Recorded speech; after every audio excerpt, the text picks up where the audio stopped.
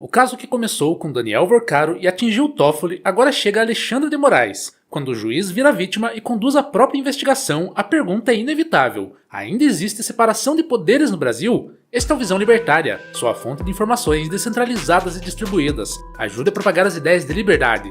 Deixe seu like e compartilhe com seus amigos. Um artigo seu pode virar vídeo aqui também, sabia? Este artigo foi sugerido por Chantecler Libertário, escrito por Charlie Dalton, revisado e narrado por Gordinho Caipira. Mais um escândalo envolvendo o STF e os negócios espúrios de seus ilustríssimos membros voltou a ocupar o centro do palco político brasileiro. O que começou como uma investigação envolvendo o banqueiro Daniel Worcaro acabou por envolver o ministro Dias Toffoli, que até então estava julgando o caso. Após seu afastamento, o cenário acabou evoluindo até chegar nele, o próprio, Vossa Excelência, o Imperador do Brasil, Alexandre de Moraes, que já vem aplicando sua estratégia clássica. Logo de cara, por iniciativa própria, mandou investigar e prender diversas pessoas das quais ele suspeita. Tudo isso reacende a pergunta: pode um juiz investigar, acusar e julgar dentro do mesmo procedimento? Até onde, afinal, vão os poderes do Imperador do Brasil? Primeiramente, vamos voltar um pouco para explicar como chegamos a este ponto, e depois vamos discutir os rumos possíveis que a situação pode tomar. O primeiro foco do incêndio surgiu quando a Polícia Federal produziu um relatório citando mensagens encontradas no celular de Daniel Worcaro. Toffoli negou ter recebido pagamentos ou mantido relações irregulares com o banqueiro, mas o simples fato de seu nome aparecer nas apurações gerou desconforto institucional. Diante da repercussão pública, o ministro Toffoli, em uma reunião com os demais membros do Supremo, decidiu deixar a relatoria do caso, sob livre e espontânea pressão. Logo, já que o ministro abriu mão da condução do processo, esse foi redistribuído, de modo supostamente aleatório. Enquanto o envolvimento de Toffoli ainda reverberava, Alexandre de Moraes já mandava investigar quem consultou, de maneira indevida e imotivada, segundo o próprio, dados pessoais seus e de sua família junto à Receita Federal.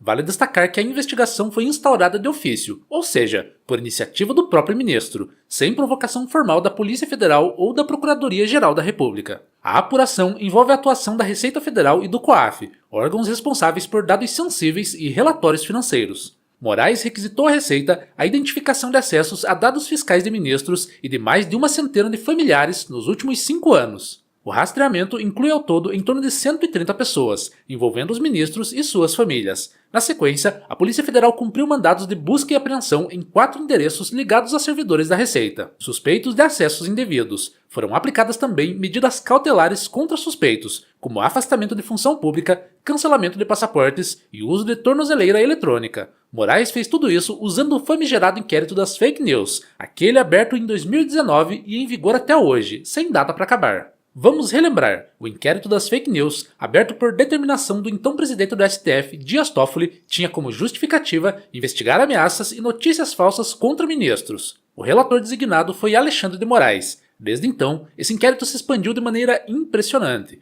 Já incluiu jornalistas, deputados, empresários, militantes, influenciadores digitais e apoiadores de diferentes correntes políticas. Já houve bloqueio de contas em redes sociais, ordens de retirada de conteúdo, prisões preventivas que já duram anos, mandados de busca e apreensão, entre outras medidas coercitivas. O procedimento nunca foi encerrado, não tem prazo e muito menos objetivo ou motivação clara. Na prática, ele funciona como um grande guarda-chuva investigativo, sob o qual cabem praticamente todas as condutas consideradas ofensivas ou ameaçadoras ao STF. No modelo clássico do processo penal, seguido pela maioria dos países e também de acordo com a lei brasileira, deveria haver uma separação clara. A polícia investiga, o Ministério Público acusa, o juiz julga. No caso do inquérito das fake news, porém, o próprio STF abre o inquérito, escolhe o relator, conduz diligências, determina medidas cautelares e, na maioria dos casos, julga os desdobramentos. O mais espantoso, porém, é que no presente caso temos um ministro do STF investigando suposta violação de dados que envolvem ele próprio, bem como seus colegas e familiares. Ou seja, mais uma vez, Moraes se tornou simultaneamente juiz, investigador, acusador e vítima.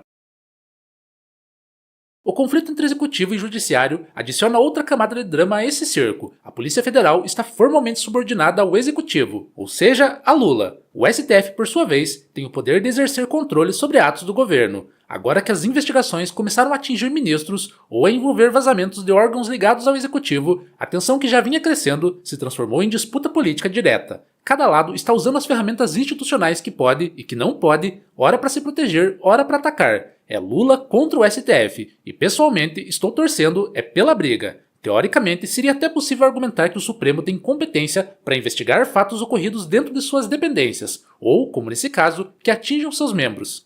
Mas do ponto de vista institucional surge um problema óbvio: conflito de interesses, quando o magistrado é a potencial vítima e ao mesmo tempo a autoridade que conduz a investigação. Qualquer pretensão de imparcialidade vai pelo ralo. Não é só a população que desconfia, alguns ministros também têm manifestado incômodo com o rastreamento amplo solicitado por Moraes, e enquanto isso o caso Toffoli segue como pano de fundo, com o nome do ministro associado a investigações financeiras das mais sujas possíveis. O clima é de guerra declarada. O que estamos vendo, portanto, é a culminação de anos de expansão de poderes. O inquérito das fake news se tornou um instrumento elástico a serviço de uma nova ditadura. Já colocou meio mundo sob investigação. Pessoas sem foro privilegiado passaram a responder diretamente ao Supremo. Críticas públicas foram enquadradas como ataques à democracia. O objetivo do inquérito se ampliou para incluir atos antidemocráticos, financiamento de manifestações, redes de desinformação e agora vazamentos de dados fiscais. Quando o inquérito não tem objetivo delimitado com precisão, não tem prazo claro e depende essencialmente da interpretação de um único relator, não seria mais correto dizer que ele se transformou em um poder político permanente? Isso também nos recorda de que quando o Estado cria mecanismos extraordinários para lidar com uma crise, esse mecanismo raramente desaparece depois. Eles se consolidam. Já dizia Milton Friedman, nada é tão permanente quanto um programa temporário do governo. É precisamente aqui que a história se repete. Em 1968, durante o regime militar, também foram instaurados inquéritos amplos, genéricos, com base em conceitos vagos como subversão ou ameaça à ordem. A mesma lógica do instrumento irrestrito e indefinido, que pode abarcar qualquer conduta considerada ofensiva ao regime vigente, é escancarada. Também chama atenção o silêncio de muitos que anos atrás denunciavam qualquer ampliação de poderes estatais como ameaça autoritária. Hoje, dependendo de quem está sendo julgado, aplaudem. Amanhã, quando a engrenagem girar para o outro lado, irão protestar novamente. Esse ciclo revela uma fraqueza cultural. A população brasileira ainda enxerga o poder estatal como algo útil, que não deve ser limitado desde que seja usado contra quem pensa diferente. Mas o mais importante é que é tudo pela defesa da democracia. Sob esse pretexto, amplia-se o poder investigativo, relativiza-se o devido processo legal e aceita-se que o mesmo órgão concentre funções que em qualquer manual básico de direito e teoria constitucional deveriam estar rigidamente separadas. Ou seja, ao tentar proteger o regime, acaba se corroendo os próprios fundamentos que o sustentam. Para quem já sabe que o Estado não passa de uma estrutura que concentra recursos, poderes e monopólios, como o monopólio da violência e da jurisdição, o que está acontecendo é completamente esperado e previsível. A proposta política democrática, que se diz pautada em freios e contrapesos, de nada adianta quando dá a um órgão, ou até mesmo a uma única pessoa, o poder de investigar, acusar e julgar. Qualquer pretensão de separação de poderes vai para o espaço. Por isso, pouco importa se você é de direita, esquerda, a favor ou contra Lula e o STF. O problema é estrutural. Hoje, os instrumentos políticos podem ser usados contra seus adversários, mas cedo ou tarde serão usados para atingir você. O libertarianismo afirma que quanto mais concentrado o poder, mais ele tende ao autoritarismo. Não porque as pessoas são más, mas porque incentivos perversos levam a esse resultado. Se o ministro, que também é suposta vítima, tem poder de abrir um inquérito de ofício, determinar diligências amplas, manter o procedimento indefinido e ainda julgar seus desdobramentos, o incentivo é explorar esse poder. E é óbvio que é isso que vai acontecer. Em uma sociedade libertária, a história seria radicalmente diferente.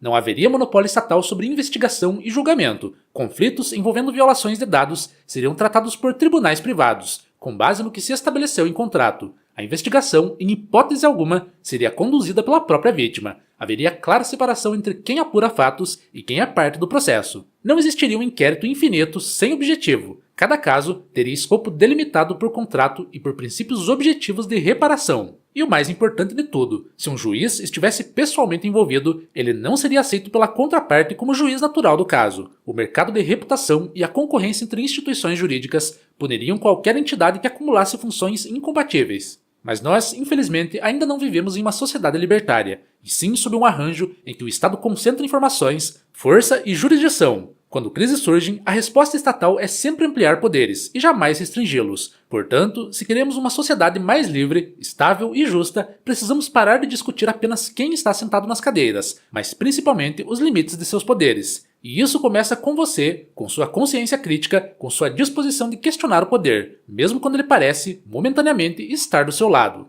No fim das contas, a situação serve para nos ensinar e mudar a mente de quem não aguenta mais viver nessa cleptocracia. Você pode continuar enxergando isso como mais um capítulo da novela política brasileira. torcendo para ver quem cai primeiro, ou podem entender de vez que tudo que chamamos de Estado e Justiça é só um teatro de gente que não segue lei alguma e faz o que bem entende. Quando a maioria entender isso, o teatro deixará de fazer sentido e ninguém mais pagará o ingresso para assistir esses palhaços vestidos de terno e toga. Obrigado pela audiência. Este é um canal colaborativo. Participe você também. Cadastre-se agora mesmo em nosso site visãolibertaria.com e envie seus artigos por lá. Os colaboradores recebem recompensas em Bitcoin. Inscreva-se no canal e clique no botão da campainha para ser avisado de novos vídeos. Até a próxima!